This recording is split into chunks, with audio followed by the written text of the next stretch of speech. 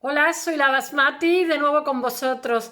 Hoy os voy a hablar de un artista expresionista. Se llama Ludwig, perdón, Kirchner, no es Néstor, es el otro.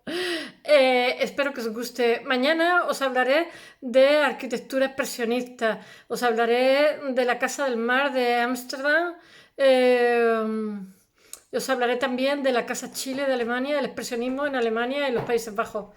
Ya está mi gato haciendo maldades, de verdad. Es que ponerme a hacer esto.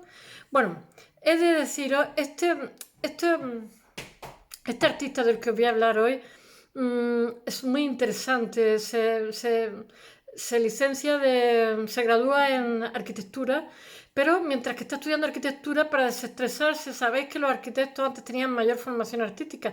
Digo tenían porque es imposible técnicamente que con las carreras que tienen tan difíciles, casi de ingenieros, no casi de ingenieros, les dé tiempo a poder desarrollar su beta artística. No me extraña por eso que los más artistas sean los que no han estudiado, los que no se han graduado de arquitectura, todos los grandes, Gropius, ¿cómo se llama? Frank Lloyd, yo qué sé, todo.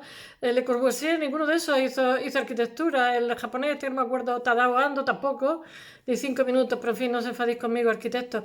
Os voy a contar un poco una síntesis de este autor. Mirad, estamos en Alemania de principios de siglo de la modernidad.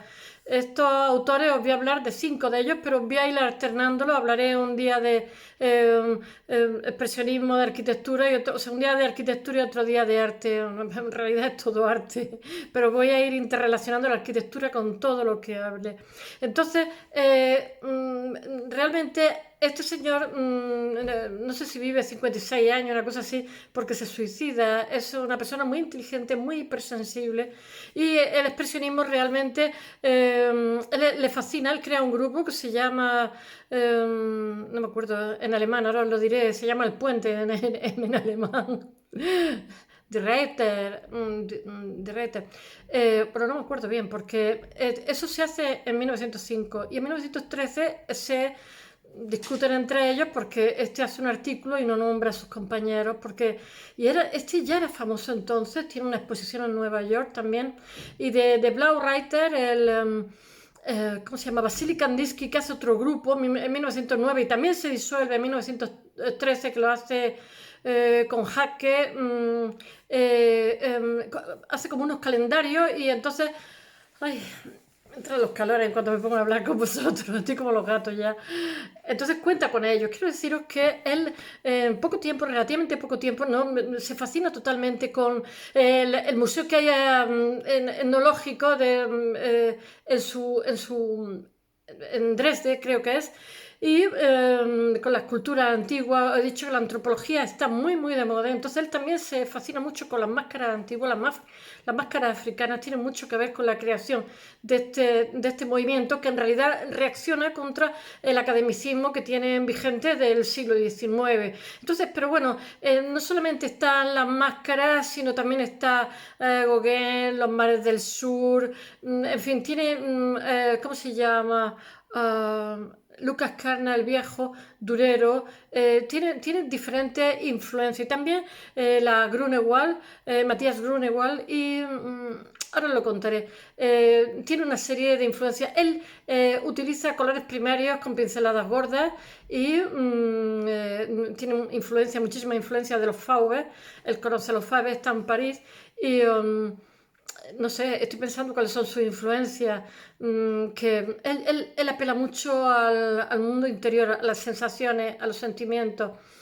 Y después, sin embargo, el Blau Reiter, que los dos son considerados como expresionistas, los dos grupos que estoy diciendo, el Jinete Azul, que es el de Vasily Kandinsky, que son mucho más místicos, porque Kandinsky era muy místico, y estos, que son como más bestias, este hace mucho también, mucha xilografía, grabado en madera, que sabéis que es muy medieval, que él la retoma, y hace también escultura, hace pintura, tiene bastante éxito. Y bueno, voy a contarlo porque si no os estoy aquí adelantando cosas. Poco a poco iré haciendo las digresiones de todo lo que os vaya contando, porque si no voy a hacer un mezclete que no lo vais a entender. Yo conozco su obra, no desconocía totalmente su vida como de la mayoría. Y bueno, voy a dar un poquito el contexto. Mirad, para los alemanes, que son muy tremendos, en 1515 estaba Matías Grunewald, que es el de el retablo de Isenheim, que cualquiera que sepa un poquito de arte lo conoce, porque eso es, no sé, es un clásico, muy clásico, y si no lo conocéis, por favor, miradlo. Y entonces, tiene como muchísima emotividad, o sea, es que mirad, aunque digan lo contrario, cada nación tiene como una forma de ser, por decirlo de alguna forma. De alguna forma. Entonces el expresionismo tenía que ser alemán, no podía ser de otro sitio. Todo el mundo interior, el mundo por dentro, torturado, hecho polvo, o sea, tienen un sentimiento muy trágico de la vida. Son gente buenísima, trabajadores como nadie, generosos, buenazos. No sé, pero tienen un sentimiento muy trágico de la vida. No tienen nada más que ver la ópera y todas las cosas que tienen. Bueno, prosigamos, hermano. Entonces, este retablo tiene, los expresionistas se basan en el retorcimiento, apelan a determinados, voy a contar un poquito el contexto, a la emotividad, las distorsiones que tiene, pues les atrae mucho. Después, en 1893, pues también el grito de Munch, pues también les atrae, pero a fin de cuentas son el norte de Europa, porque representa la emotividad, la alienación, vamos, la negatividad. Y después, en 1910, está el austríaco Egon Schiller, que yo no sé por qué tiene tanto éxito. A mí no sé, como no me desagrada, pero lo veo como un poquito previsible todo lo que hace, porque todo lo hace igual, todas son mujeres enseñando el culo. Vamos a ver, ay, esas cosas no se dicen. Pero es como muy turbulenta sus obsesiones eróticas, que la mayoría son prostitutas, desnudas, etcétera, ya lo sabéis porque lo conocéis, la mayoría. Y bueno, ellos también les fascina mucho todo lo que hace Egon Schiele, esas obsesiones eróticas, porque a ellos también le atraen mucho los prostíbulos, las mujeres haciendo la calle, tienen como cierta fascinación por ese comercio sexual. Y bueno, y he de deciros que después de ello, tanto el grupo del Jinete Azul como del Puente, este señor que funda el Puente, que son 5 alumnos de arquitectura, pero ambos hacen expresionismo, ya he dicho. El de Vasily Kandinsky son como más místicos, buscan la armonía, y este, sin embargo, buscan la emotividad, todo lo exageran, los cuadros son, pero a mí me gustan bastante las cosas que tiene, ¿eh? En España creo que el Thyssen tiene 4 cuadros, el Reina Sofía también tiene unos cuantos, no que tengamos muchísimos, pero hay unos cuantos, y además unos cuantos muy buenos, bueno, en 1920 emerge todo lo contrario. Esto es lo que os he contado, que es de lo que os voy a hablar ahora mismo.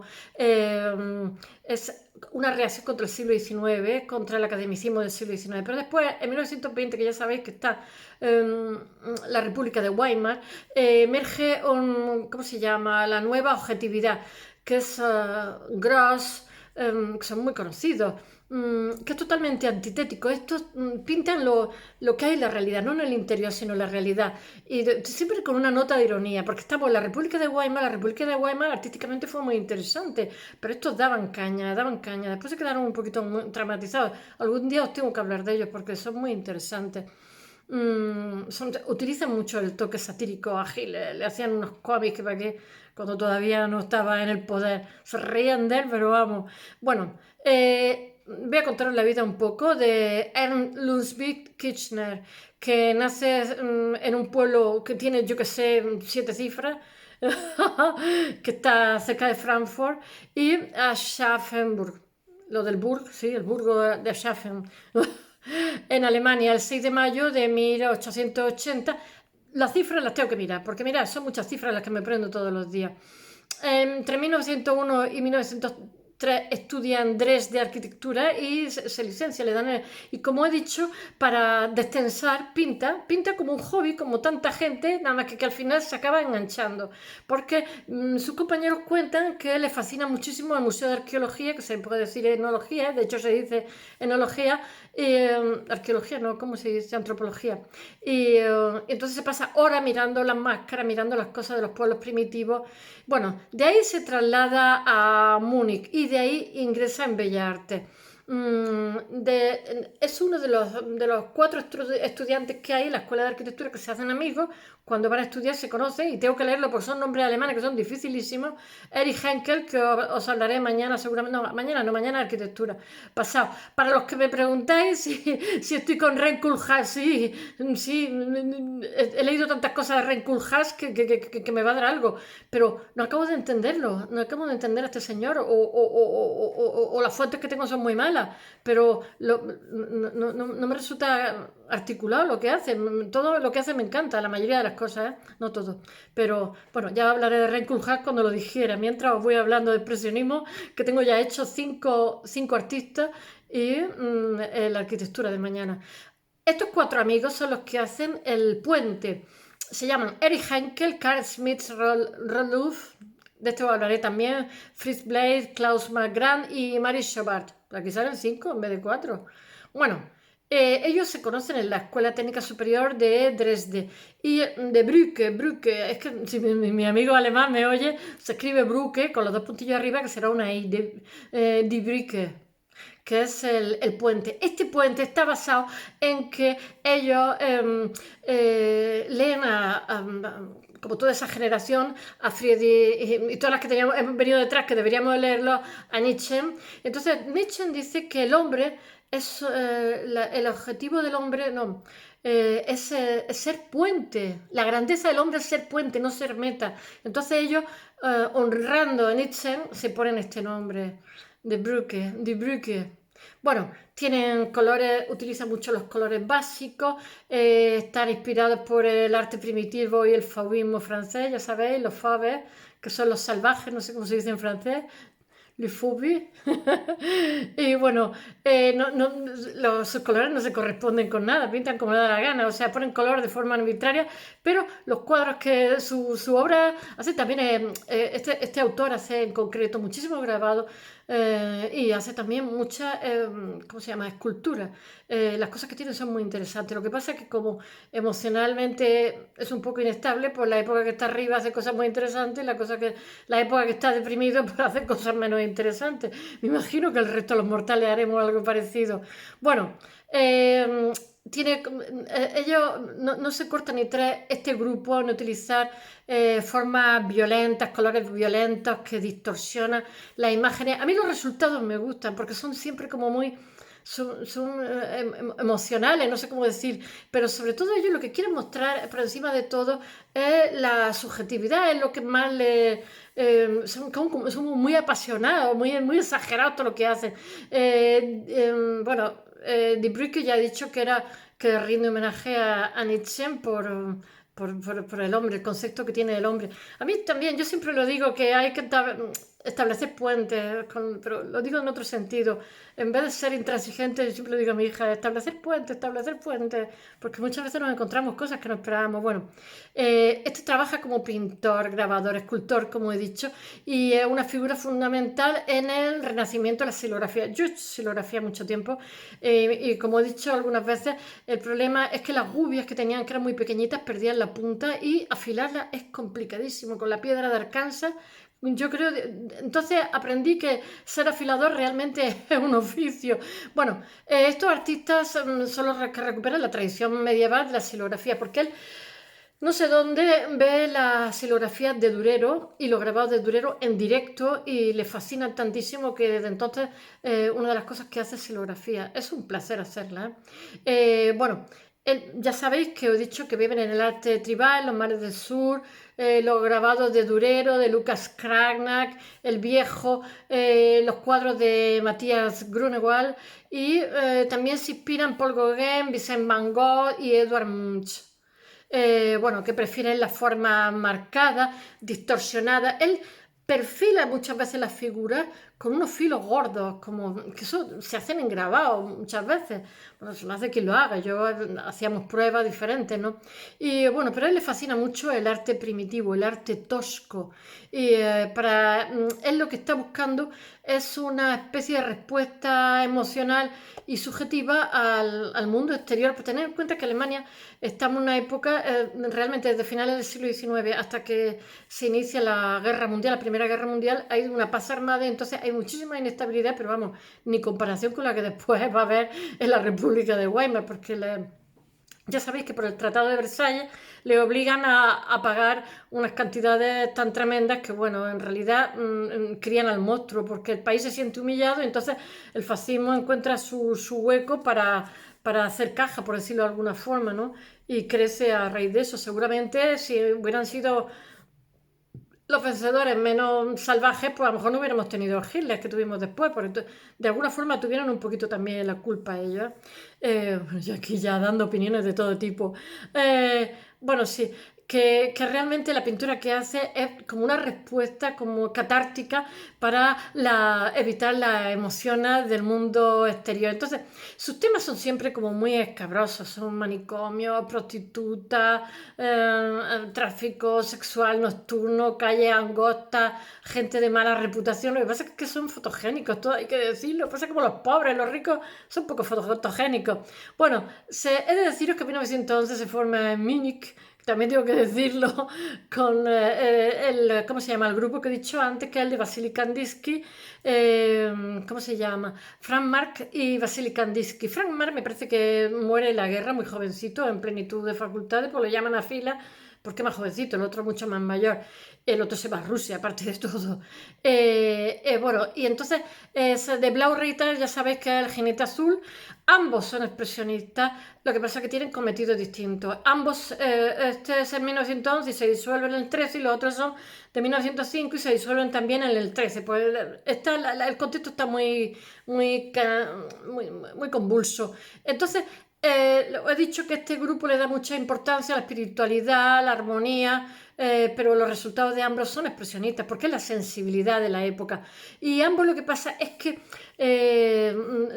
se unen de alguna forma y crean una tendencia que trasciende, como decíamos el otro día, a la literatura, al panorama artístico en general, literario, teatral de la Alemania de ese momento. Y mañana os voy a hablar precisamente, os voy a hablar de eso, de Bruno Taut, os voy a hablar de una serie de personas. Está orientada a la búsqueda de un método nuevo para descubrir una vida interior. El expresionismo, lo he dicho, es de gran intensidad, la expresión en detrimento de la forma y el equilibrio.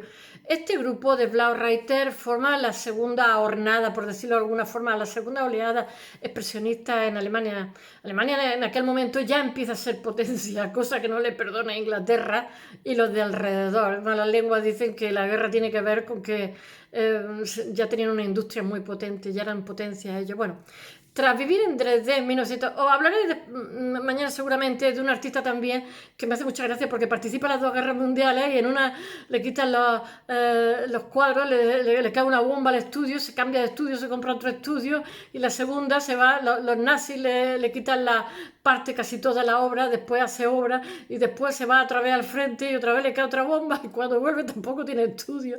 Una cosa tremenda. Bueno, en 1903 tras vivir en Dresde se muda a Berlín, y allí en Berlín refleja la locura de una ciudad bulliciosa, pero también él se sorprende, se pasma de lo que se encuentra allí, de prostitución. Entonces hace unos cuadros que son muy famosos, han pasado a la historia del arte, que son como unas prostitutas que parecen unos cuervos negros, jovencísimas todas, y parece que están todas de puntilla, como si fueran un ballet cuando están haciendo la calle. Hay una que está muy famosa, que está en el Museo Thyssen, que se llama La Buscona de Rojo. Y después es movilizado en 1914 para la Primera Guerra Mundial y sufre una depresión tan profunda, una alteración mental tan grande que lo sacan de allí, porque no sé, no creo ni que fuera una depresión, totalmente se vuelve loco. Y se deteriora su salud mental y encima de eso lo pilla un coche. O sea, después de la que tiene liada, es una persona muy sensible, muy inteligente y es muy receptivo a todo lo que está pasando, y ya sabéis que los soldados en el frente ven de todo, y fue una guerra, pues como todas las guerras mundiales fueron tremendas, desastrosas. Y bueno, entonces se va a Davos, ya sabéis, donde se hacen esas reuniones anuales en Suiza, y se dedica a pintar paisajes muy aburridos. Ha pasado de pintar prostitutas y a pintar de todo, mujeres desnudas las 24 horas del día, a de pronto son todos paisajitos aburriditos, me imagino que le darían productos químicos que lo tenían un poco así para allá. Y entonces, bueno, esas pinturas no son nada cotizadas, sus otras pinturas son cotizadísimas.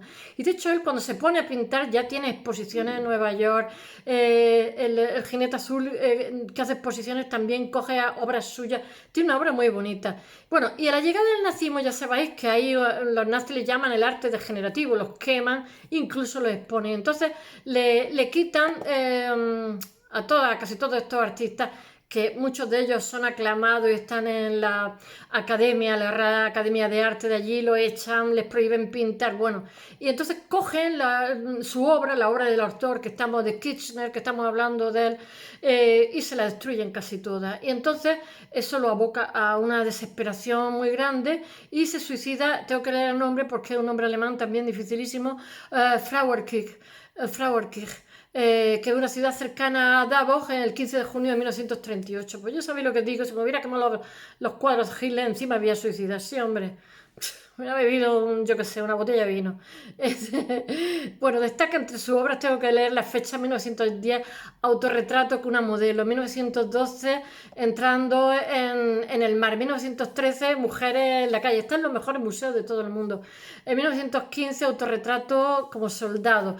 El Kirchner Museum de Davos tiene la mejor colección mundial de toda su obra, pero también la ya citada Calle con Buscones Rojos está en el Thyssen-Bornemisza, que es muy muy buena y os recomiendo que la veáis. Y de Madrid, que posee además otras 9 obras más de Kirchner, ¿sabéis? Ahora voy a contar una cosa, ¿no? A modo de George Bachelet, que lo conozco bastante bien, es un neoexpresionista que de los años 70 y entonces hace una pintura, por supuesto no de esta época, son bastantes años después, pero es una pintura gigantesca que la coloca cabeza abajo y se hace famosísimo. Ese neoexpresionismo se expande por Estados Unidos, Alemania, etc.